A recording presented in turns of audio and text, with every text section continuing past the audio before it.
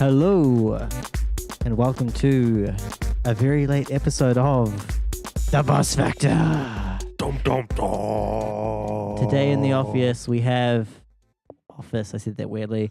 We have me, SS23, and the esteemed Dave, NZ Karit on Twitter.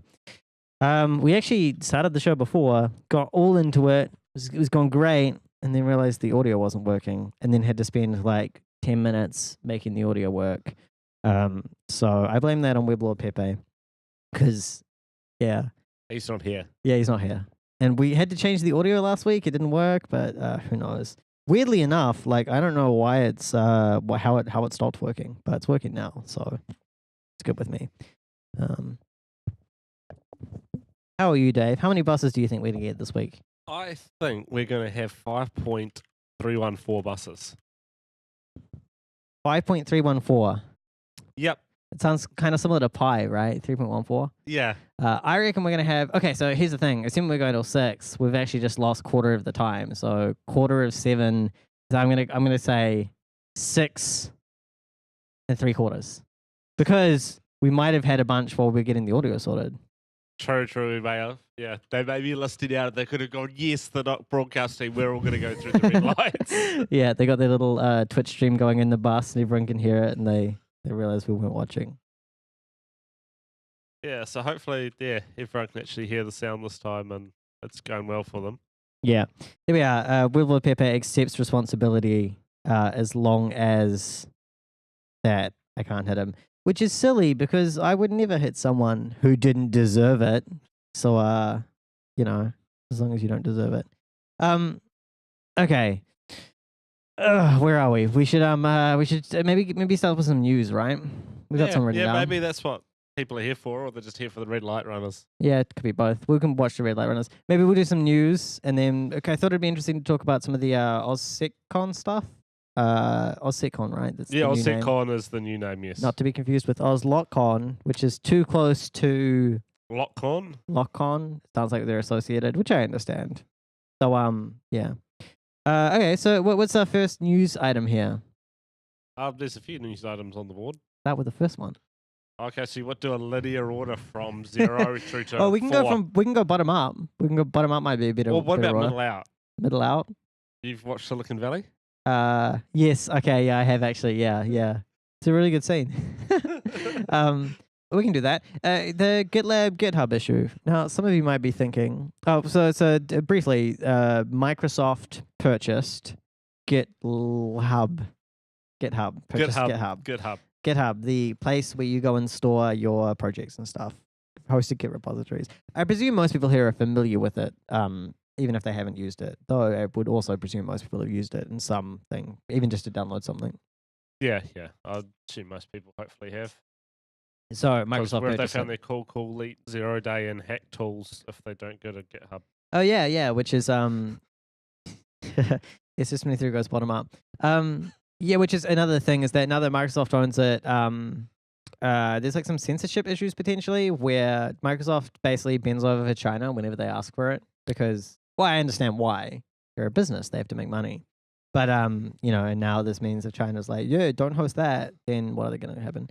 But, and that's in particular to the actual GitHub pages more than code in some ways, I think. Yeah, people use GitHub pages to host more than like non-code stuff, which is, yeah. Though it does apply to the code as well, right? If you were hosting code there that referenced things they don't like, they might potentially tell you no, whatever. Who knows? Yeah. But the big security impact is that all of your dependencies and references and modules and things that reference GitHub projects, which have migrated to GitLab, are they going to be updated? Who's responsible for going through and updating every single one of those? What about the ones who keep the old project there but just update the README? So then you don't even know unless you specifically go to the project. I mean, and who goes through every single one of their dependencies and manually checks every single page associated with it? Like, no one. So I think it would be interesting to see. I don't think we're going to see specifically like a big bug or big worm come out because of this, but it's got a potential to, and it's going to cause developers a lot of headache. Yeah, because I mean, GitHub Mm-hmm. GitHub recently put in that the code that will tell you basically when your dependencies are out of date and you need to update. So does Mm-hmm. GitLab have the same functionality? And I mean, that's Yeah, on the stats. it's a great Git- security feature, yeah. and I don't think GitLab does have that. At least when I've run GitLab in the past, it definitely hasn't had that feature. Because GitLab is also self-hosted. Well, I don't know if I'd say it's predominantly self-hosted, but I guess I would say most people I know who use GitLab don't use the hosted version. Yeah, they're using it as an internal Yeah. Git repository for their organization. Yeah, which it does work fine, kinda. I'd say it works. But anyone who's run it, it uses like fucking just it's written in Ruby, right? Ruby on Rails. So if you had any kind of performance requirements, like loads in less than 20 seconds, well, then be prepared to spend a shit ton of money, right? I definitely prefer like Gogs. Gogs is written in Golang and it loads fast and it's like doesn't use much resources and blah blah blah. So I don't know. I don't know why you use GitLab, but some people use it, and I guess good for them. Yeah, the other one I heard that's going to be quite fun is all people are going to go through all the commit messages. It's going to say fixed bug 5, fixed bug 7. Oh And yeah, of course, there's no way to get the bug numbers and the bug IDs out of GitHub and put those into GitLab. yeah, So there's going to be a whole bunch of commits that mean nada. yeah. So people have been briefly talking about the opportunity for like creating a decentralized version of that somehow. So I guess the idea you could do it a few ways. Like you could have another branch that's just called issues and bug fixes, and in that, like, so when you create an issue on GitHub, what GitHub could do internally is make a commit to the bugs branch, which has the content of that, a title and stuff. And then when you import it to a new thing, like GitLab could also just use the same thing. People have talked about doing that. Oh, is this? There's a taxi there. I thought there was a car there, and because I saw the lights and I couldn't see him though. Now, so does that? Oh, But no, sorry, it was green. Sorry, wrong light. For the buses, it's green. Like for that taxi, I definitely would. Oh yes, yes. Yeah, that's there we are. What's up? We might even have two. There might be a bus behind him. What a silly sausage taxi driver. What is he up to? We count that. Yep, damn right. Yeah, we that count definitely counts as a bus. Oh my gosh, our camera just like shook wildly as someone went up and whacked it. Okay, where are we? Bus count. Bump it up to 1. I wouldn't report that if I was Hugh though, because it feels a little bit mean to be like. But they entered an intersection that they could not safely exit. True, and they did know the taxi that was there from the beginning. It wasn't like the taxi appeared. The taxi was there the entire time. So, yeah. Still, good to get 1. Maybe we'll get another. Got to get up to 6. Yeah, I don't know. The issue thing is interesting, and especially because so many people use Git commit messages to decide whether something's an issue or not, like whether they need to fix it. I know, like when I'm triaging bugs, you often use like a Git bisect to go back and look at when certain things were fixed and that kind of thing. But is there another turner? Is that what's going on here? Or is it just no buses? I'm not sure. The way the lighting works at the moment is like really, really atrocious. Yeah. So who's honking at who? Is there a turner wants to turn? Yeah, who can't get through maybe? I'll get I that don't know, I car. can't. No. The car went eventually. I don't think it was green to go, but well, I guess there's no more. I guess no one ran a red light there. Or maybe that bus was waiting and got pointed. The Yeah. bus, I can't safely exit. I'll wait here. But I'll just toot at the guy instead. So that bus driver was actually being responsible. Yeah, maybe he just heard us literally talk about it, and then he was like, I'm not going to be caught. Yeah. So the big thing would we see is next time we get a green, whether there is a turner. Yes, because it would be interesting to know. It's going to get blocked up again. Are the cars going to stop? No, the car. Keep going? Fucking, if I'm in that situation, I walk in front of those cars. Like, oh my, that was like egregious. That wasn't a little bit of cars. There was a lot of them. There was a lot. No, I would have, especially that van. I would have just walked in front of him. Oh yeah, as soon as I get a green, I'm quite aggressive as a pedestrian. Yeah, no, I do the thing where I just stare at my phone and walk in front. So then they are like, oh, he didn't see, but secretly it's like, no, fuck you, I knew, I saw you, motherfucker. Weblood Pepe said that every camera shake fucks with his nervous system because he's watching it on VR, so it really just fucks him up. So, He watches it in VR. I don't think he does. Do we need like a second camera so we can do 3D bus vector? We talked about that last week because we had the 2 cameras up there. We actually could do stereoscopic bus vector. I would count that. Yes, Yeah, I would count that. I would count that. Old Mr. 7 He like went around really fast and had to brake quite quickly as well. Yeah, given the quality of these cameras, I would not want to like to have to deal with VR and getting that to play all nicely and be all nice.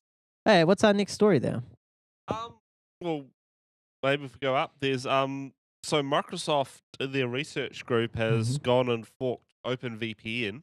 Okay, because I did see this news story, and before you get started, I just want some background.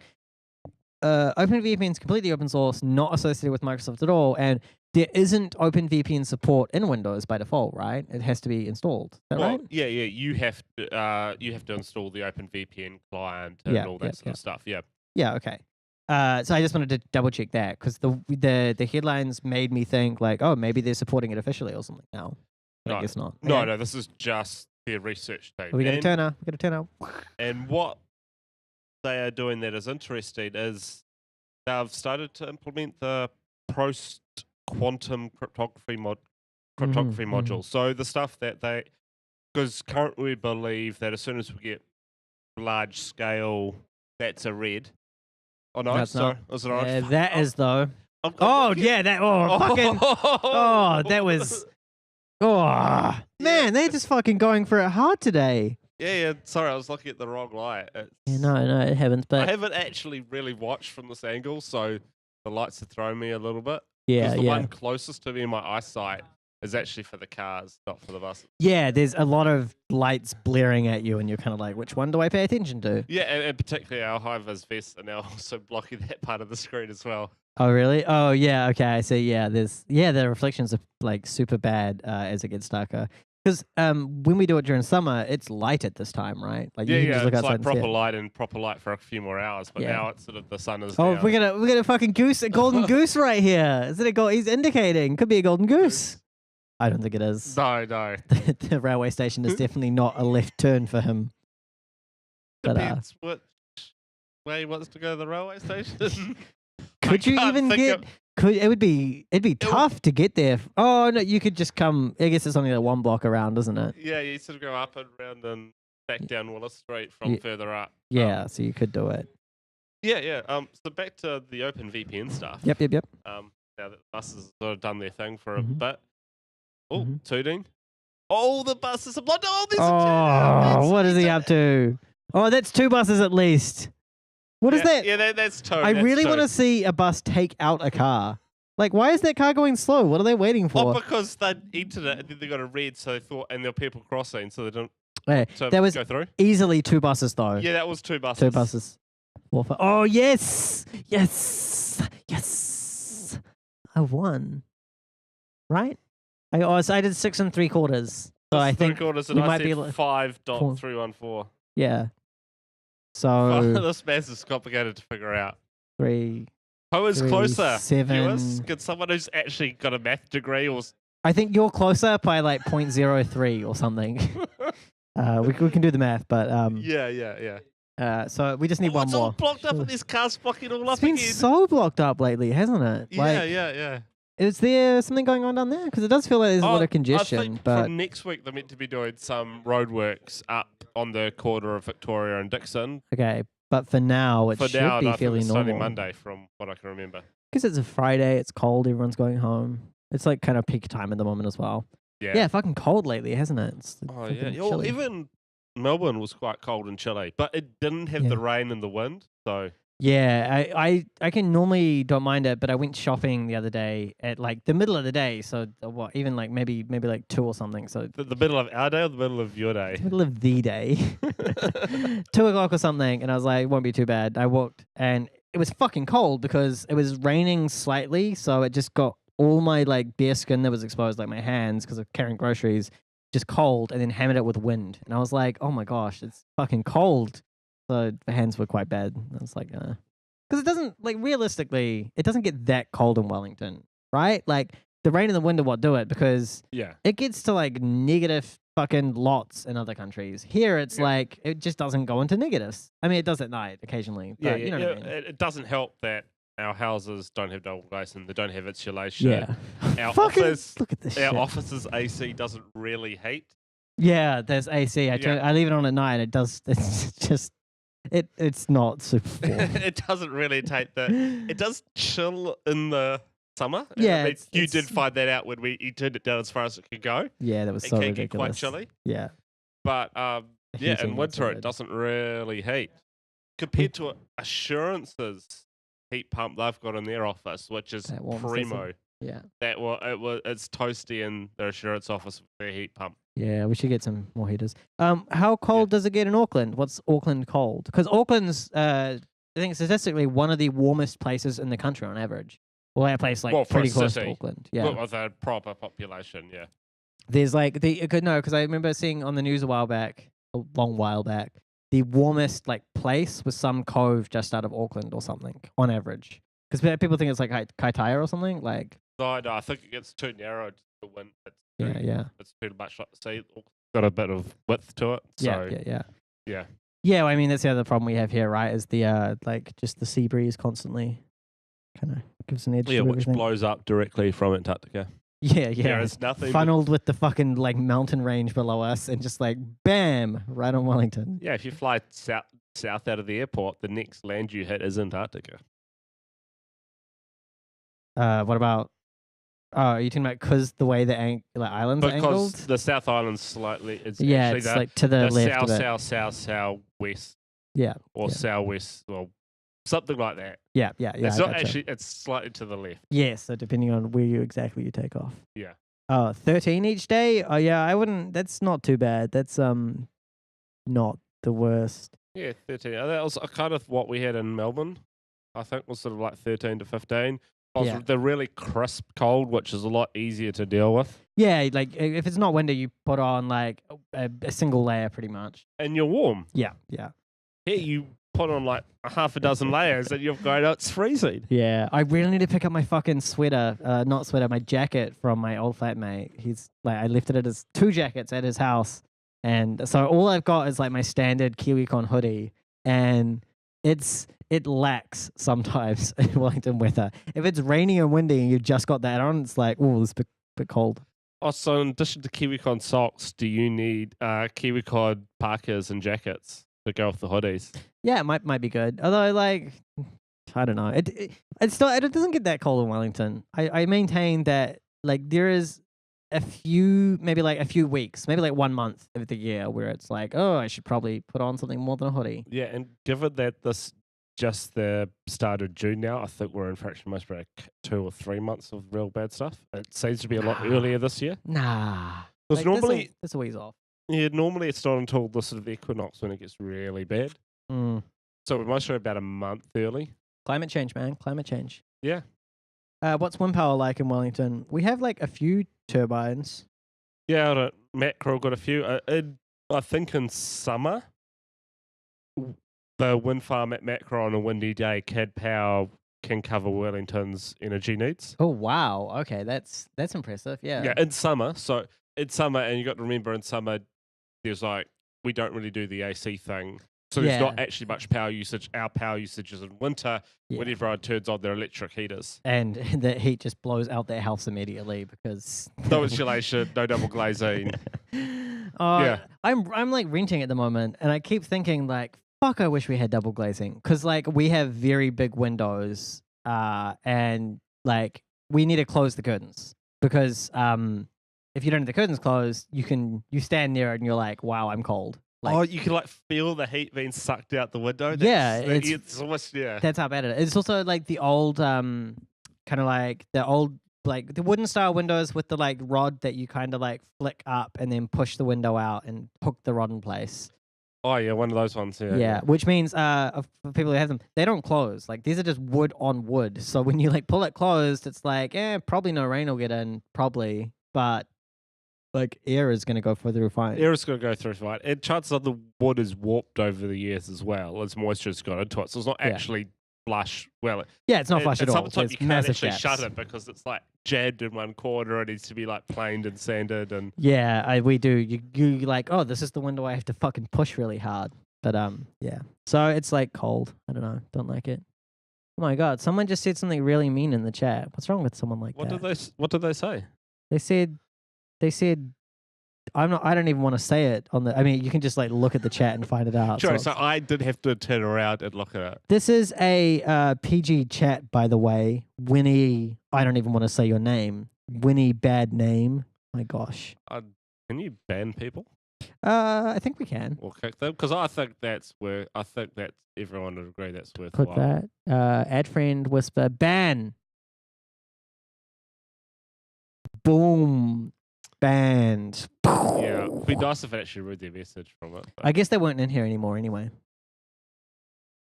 Oh no, someone else is talking. Oh no, it does say message deleted now. Yeah, message deleted. Don't worry, Pepe, we wouldn't accidentally click you. Poor man's double glazing, glad wrap over your windows. Yeah, I mean, so the idea is you just want to trap a layer of air, right? Because heat transfers via convection. So if you trap a layer of air, it's going to stop it. I mean, that's what curtains do, right? Yeah. It boggles my mind how many people don't realize that closing your fucking curtains keeps more heat in. They kind of make a big deal about it with the ads and stuff. Yeah, close your fucking curtains, mate. Like, it's pretty simple. Though, like, in winter, it's so cold and, like, damp that you want to have your curtains open whenever you can, because otherwise you're like, I'm not going to see sunlight for the next 3 months.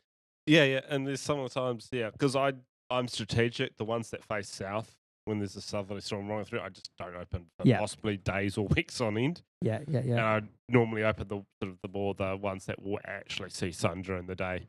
Yeah, so at my last place, we had I could keep my window open 24/7 pretty much. It was like sheltered. It was like backing onto Mount Vic, so there wasn't normally wind from that direction. It got sun reasonably, but I kept the windows closed, curtains closed a lot of the time. In my current house, though, no, it is exposed, and we only have windows on one side. And if it's raining at all, would just get inside. So it's pretty bad. Yeah. Can't do much about it though. Fucking houses in Wellington, I tell ya. Yeah.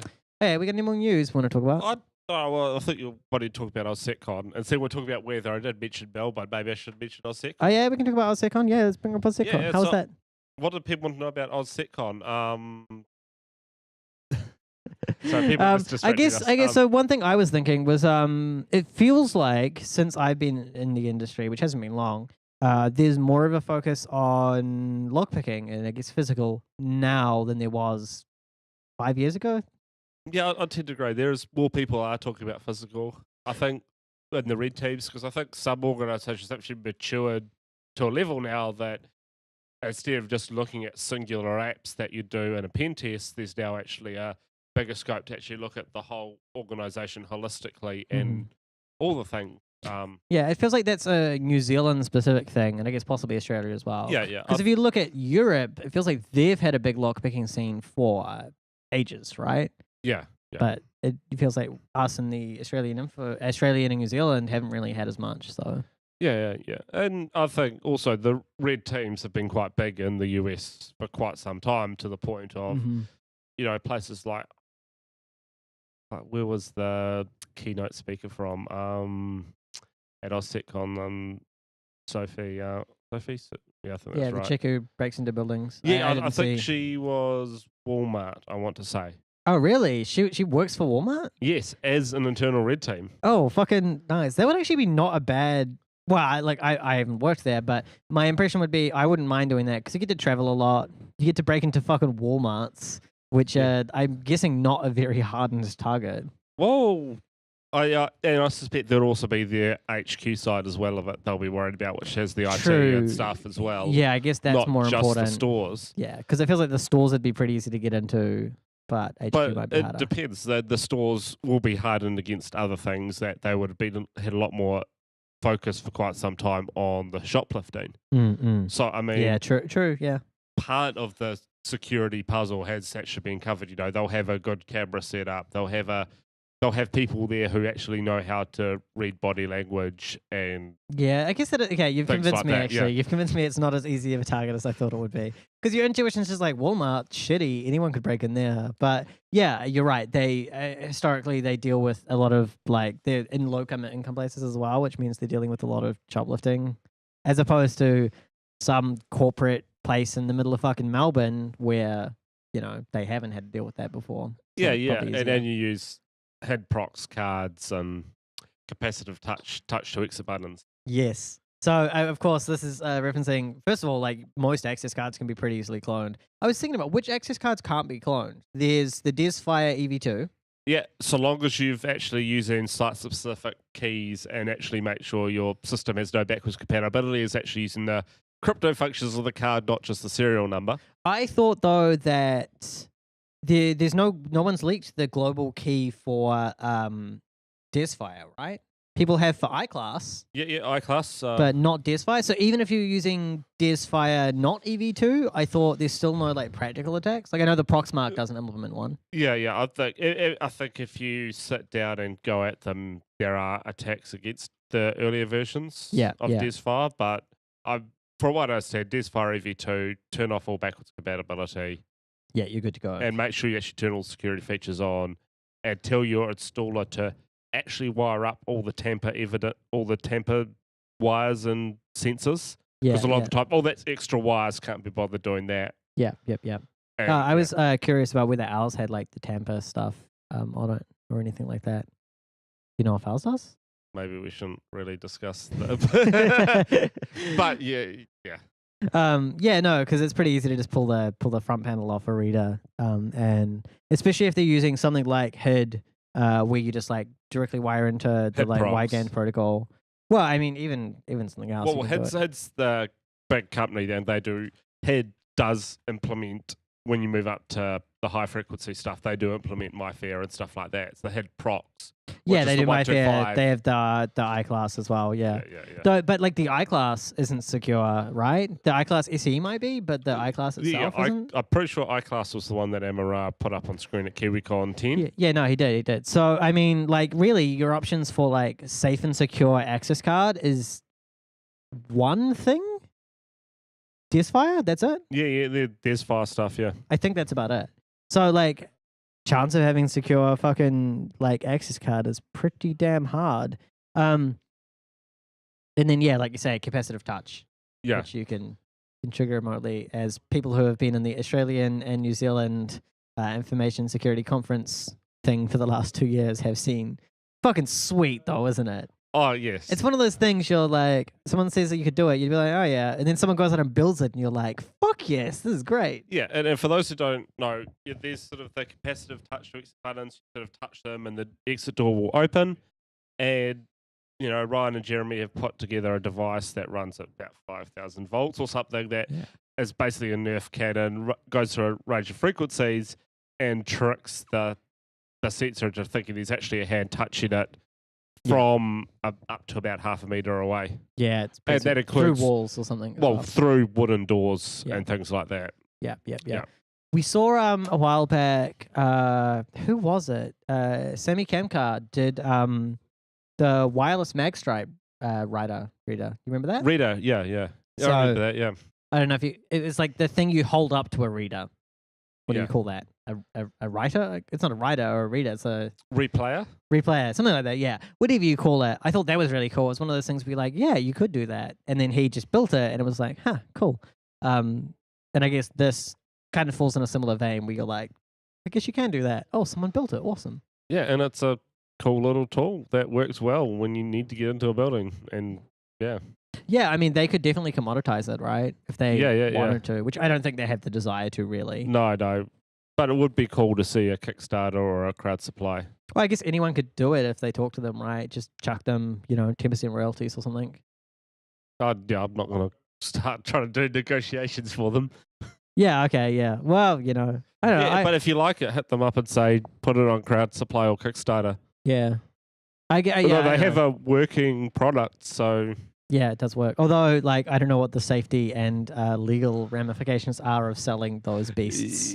Yeah, it's possibly the fact that you are causing interference in the radio spectrum. Not to mention, like, pointed at the wrong person, someone who's got a pacemaker installed. I don't know. What's that? Yeah. I don't know. Yep, that's one. Fucking red light right there. Yeah, that's right. Yeah. It was just on the end, but still counts. Yeah, I don't know how it would actually interfere with, like, a pacemaker, but I win. Woo! Yes. I don't know how it would interfere, but I always like to imagine that it would kill someone. There's always like that what do you call it? Like the horror story of like the pacemaker virus, something like that. Dom. Yeah. Yeah. What's his face? The guy who did jackpotting ATMs. Bundy Jack. Yeah, didn't he did like medical security stuff for a while, He right? has been medical security, including the pacemakers. Yeah. Yeah. So, I mean, you could build it, but Yeah. most people aren't dicks. So Yeah. Unfortunately, he died before he could do his big black hat reveal of it. yeah. Yeah, I remember at the time it was so ridiculous. There was a bunch of people being like, "Oh, what a suspicious death!" Just as he was about to present at Black Hat, and I'm like, "Dude, like, what even?" I don't know. It was so ridiculous. Yeah. It was pretty bad. Yeah. Okay, what else we got here? We got do you know VPN filter? You probably heard a little bit about it, right? Yeah, I've heard a little bit about it. Yeah. So I hadn't read through most of the analysis. I just heard so it's a malware that affects a wide range of routers. It affects NASs as well. It basically affects a few things. Yeah, mostly if it's directly connected to the internet, it's the big thing on it. Got management interface is directly connected to the internet. Yeah, I mean, like affecting a NAS as well, like a few of the QNAP NASs. So it must be able to spread over. I guess those can are be they connected directly to the internet. PNP or something? Yeah, there might be. And they're getting in through that. However, it is. So I read some of the analysis, the kind of like extended analysis that Cisco's Talos group put out recently, and they were talking about the different modules that were installed. So they have all these different modules, and it sounds like a pretty sweet architecture. I mean, not like advanced or anything, just like well thought out. And so the additional modules they found were one for like doing HTTP content interception. So this includes things like SSL strip. So they'll SSL strip your Gmail session and steal your creds. Nice. Yeah. Though won't HSTS for things like Gmail stop it? Yeah, it was a little bit unclear how they didn't really cover how any of that would work. They did mention that this was very targeted. So the idea would be that I presume you push out like, hey, we want to grab creds to this system. You push it out, and then it would only grab for those. So like basically, once the malware is installed, it'll fetch a list of URLs that it needs to do the SSL stripping on. They specifically call out Google accounts as one thing that's kind of like hard coded, as if they see it, they'll add it in, if that makes sense. Yeah. Oh, that was a red light. Yeah, that was definitely a red light. Almost missed that one. Just caught it on the replay. Yeah, that's interesting because the fact that it's in all the Google stuff that's in the preload list for HSTS, I'm surprised you could actually get a browser to do that now because IE. Is it only Edge that they did it in rather than IE? So the way this module was implemented, it was implemented at the IP tables. No. Sorry, I was thinking of the HSTS preload. There's no preloads in Edge, Chrome, Firefox, and they're all using the same list. Yeah. I'm just wondering, is it also an IE or not? I don't actually know off the top of my head. So, I mean, are they getting those sort of people? Yeah, could be. Yeah, I honestly don't know. Maybe they also can. They have IP tables, right? They're inspecting all the traffic. They might be able to determine. So, for example, so I think how it worked was the technical details were that it was intercepting stuff on port 80 and SSL stripping that before it could do a redirect. The only circumstances in which you'd make the request on port 80 is if you already hadn't triggered HSTS. Yeah. That would make sense. So it's basically just like if they happen to catch someone, sure. Yeah, who isn't, and also who hasn't been to that site before and it's not on the preload list. Yeah, exactly. Because if it was, then, and you could strip the HSTS header. Yeah, because they did mention stripping. They strip a few headers, like the public key thing, some kind of caching headers or something as well. I don't know. So to me, this was branded as like, oh my god, this malware can do so much more than we thought it could. And I'm kind of like, if someone has like remote code on your router, like I don't think the best idea is, well, at least the malware doesn't seem that malicious, right? Like if someone's like, I don't know, it doesn't seem much worse to me. To be like remote code on someone's router and don't worry, all it does is monitor you versus remote code on someone's router and it can also intercept your requests. Because it's remote code on your fucking router. That seems pretty bad. And given that they're just a Linux stack, in most cases, they've got IP tables, they can do anything, right? I mean, our Kali boxes, which we do a lot of our deception on, are Linux. Yeah. I mean, all the tools and frameworks are there to work upon, so. Yeah, so it seemed like really weird like, I don't know. It just seems weird to be like, oh, this is worse now. Although I do like the analysis. It looked like pretty sweet malware. There was another module as well. Oh yeah, so the other module they added was orange. it was for destroying the router when they were done. It was like a kill command, and what it would do is it would like kind of like shut down and delete all of its own processes and stuff, apart from the one that did the delete everything off disk, and then delete a bunch of critical files that it knew these targeted systems needed to run, and then it would like flash. It would like actually reflash the what do they call it? The MTD, the memory device on the router. It would like reflash that and then like reboot, and it would just brick it, which I thought was like a pretty hardcore thing to put in your malware. Yeah, well, what are you trying to do at that point? Because normally with these botnets, you want to persist. You don't want to like destroy it. So my understanding of VPN filter is that most people do not think it is botnet. Most people think it is like close to nation state.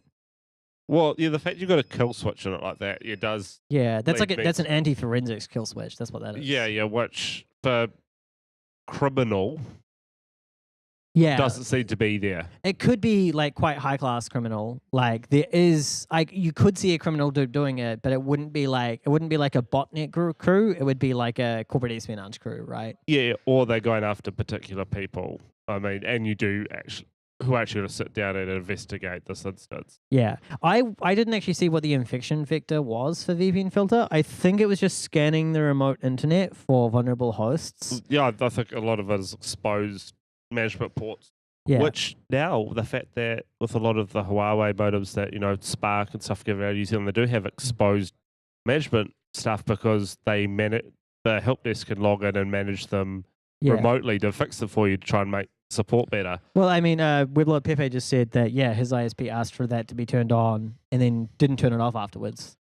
So well, and some are just shipping by default. And the big thing is the ISPs aren't actually then blocking the support outside of they're not actually firewalling with their consumers. They're not firewalling it off and only allowing their help desk in. Yeah, so pretty much any one of these customers who has one of these routers. Yeah, I was scanning someone the other day and they had their like what's it called, TR069, whatever it is. Yeah, for one of the freebie router. Yeah, it's like the remote management port. Yeah. And I'm like, like it's the kind of thing where it's like, you probably could do something with this if you had time and knew what router they were running. And I guess like some of these groups, whether they be criminal or nation state, they have time, right? They have developers, they have people they can use. So yeah. What else is there? If we'll go down and should we change lanes? What's the time? Oh yeah, change lanes. Yeah, we do need to change lanes. Once we're running out of time, yeah. Yeah. Did you set the password? So Weblord Pepe said the default password is crap. Did you set the default password, Pepe, or did the help desk set that? And like you should check whether you can log into other people's routers with that password. If like that person reused it, there's 8 characters and alphanumeric. But yeah, let's go to the bus lane. Auckland bus drivers, right?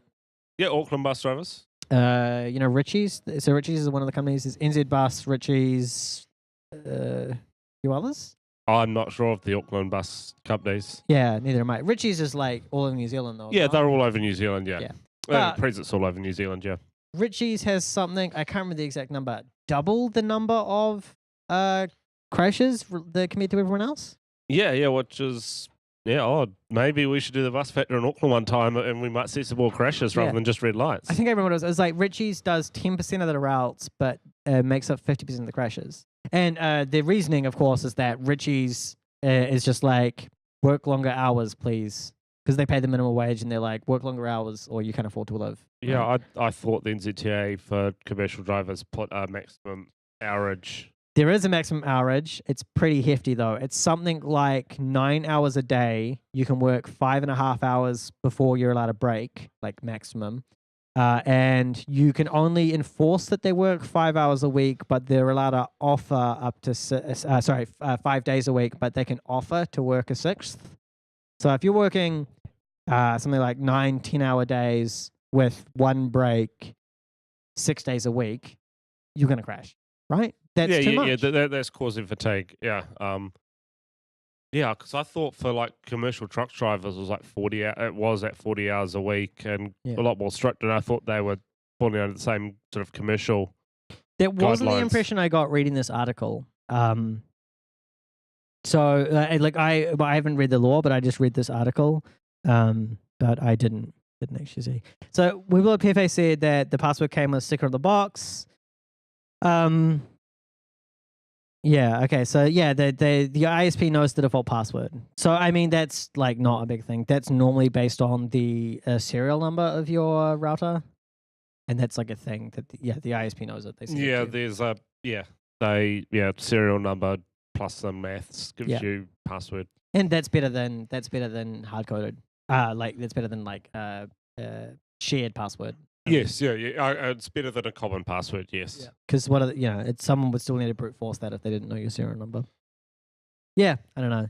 Anyway, Richie's bus drivers fucking crashing. I blame the company, not the bus drivers. Oh yeah, it's the whole scenario. It's the fact that and the whole competition with the new bus routes of Wellington, how Transit's picking up all the routes and you just getting it. The bus drivers are pissed off because Transit pays less, and that's why they could get all the routes because they offered the council a better deal. Yeah. When it's a monopoly-ish scenario like bus routes, I've never understood how a commercial company can be cheaper, because if the local council runs the buses, they've got to break even. When it's a commercial company, they've got to also make a profit. Yeah. So how are they undercutting? And the reason is they're just being a shitty company, right? Yeah. Because for things like that, a bus driver, they're on the road, they're driving, they've got lots of people in the hands of life. A living wage, I think, would be the bare minimum, right? Yes, I do tend to support a decent wage for bus drivers. I mean, I also support heavy government subsidization of buses because buses are more efficient. They're better for the environment. They're better for traffic. They're better for the city. Yeah. It just seems like a no-brainer. Why wouldn't you subsidize buses? Yeah, and the fact that, but yeah, because currently I did the math one day, and per kilometre, it's cheaper for me to get on a plane and fly to Auckland than it is for me to get a bus home. If you look at per kilometre. That is a slightly different thing though, because planes are designed for long transport, so they tend to long transport, and you don't need to cover the middle of the day when there's like one person on the bus. Yeah, the planes will only run the plane on routes that are pretty chocker. Yeah. There's also Hyperloop. That's going to be pretty sweet because Hyperloop is optimized for different distances. Supposedly the Hyperloop, as my understanding is, because there was the math done at some point, buses are efficient for reasonably short routes, then Hyperloops somewhere, and then planes.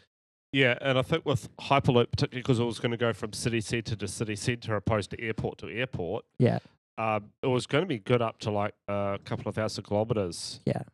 Which would be really interesting. So really save some places like the States and Europe. Basically, planes are only going to be useful when it's over water. Yeah, which, I mean, or lower population densities where you can't actually fund it. Yeah. No, I mean, Hyperloop, I don't know much about the economics and stuff, but it seems like a great idea to me. Oh, yeah, I'd love an hour no plane to Auckland, right? Yeah, I mean, I'd be fine with the bullet train. Japan just did trains, and that's fine. Japan doesn't need a Hyperloop because they have bullet trains, right? They actually run fast because the high-speed trains in the US are like 120 miles an hour. Yeah, and they're the bare minimum for everyone else is like 100, 150, 180 miles an hour or something like that. Yeah. No, it's definitely the train system in the US is not great. They built them railroads back in the day, and then we're like, fuck it, we're gonna stop now. Yeah. Okay, we've got we're almost done. I think we'll finish it. We'll just cover these two stories. Page Up, which is company in Australia. So they lost bank details, tax file numbers, and personal details of job applicants. So they basically come out and been like, we were investigating some dodgy activity on infrastructure. And so the impression I get is they don't have proof that all their data was lost, but they're fairly confident that they got popped. They just don't know what was taken. Yeah, and with the new Australian breach laws, they must have to be quite cautious about it. Yeah, that's right, because it's mandatory now. Though it's mandatory-ish. But yeah, I guess if they're really, really certain, then they can't skirt the law too Well, much. yeah, because the whole thing is if you are the first, if you come out and say, yes, we've had a breach, that they sort of can get off scot-free-ish. It's only the PR. Yep. While if someone actually found the started breach and they hadn't disclosed it, they're up shit's creek. Yeah, they can, that's why it's better not to have detection, right? Why would you have detection? Yeah, can't detect it. Or someone else had the idea of, well, each day just said, we may have been breached. We're a large company, we may be breached. Just file one every day. Yep. Then you're covered, pretty much. Yeah, I feel like someone might not like that. But yes, it is possible. And the last thing here, the old NSA security posters. You seen any good ones? Yeah. Oh, I can't remember them now, of course, because I don't have them in front of me. But yeah, so what the NSA did, I think, is released a whole bunch of security posters from like the 60s and the 70s. Long time ago now. A long time ago. Oh, yes, the one that I remembered was, security fever, catch it. Yeah, security fever, catch it. And it had like John Travolta from Saturday Night Fever doing his pose. Yeah. Yeah, I mean, at least it's good to see like that they have a sense of humor, right? Yeah. You think of like intelligence agencies as like kind of like very bland, boring. So it's good that they're like doing something. Yeah. Hey, I think that's about it for us. Yeah. We didn't really talk about Oz Lock-On much, I guess. Did you enjoy it? Yeah, it was good fun. Recommend it if you didn't go this year, go next year. Yeah, I'm pretty sure I'll go next year. Yeah, they said it's happening next year, so. Yep. Oh, the red team training was awesome. Really enjoyed it. Yeah. We got to break into a warehouse at like 9 o'clock at night. Yep. I've done stuff like that before. Yeah. Legally, of course. Yes, always with the get out of jail free card. Always sanctioned. Okay. I think we're about done. And we will, so I'm not sure who will be here next week. Hopefully we'll have someone we can bring in. Hugh still feels the honeymoon is more important. Yes. We'll get Mr. Pepe back at some point, I'm sure. But next week, we'll see. Hopefully we don't have sound issues next week. And we will catch you later. See you later. Bye.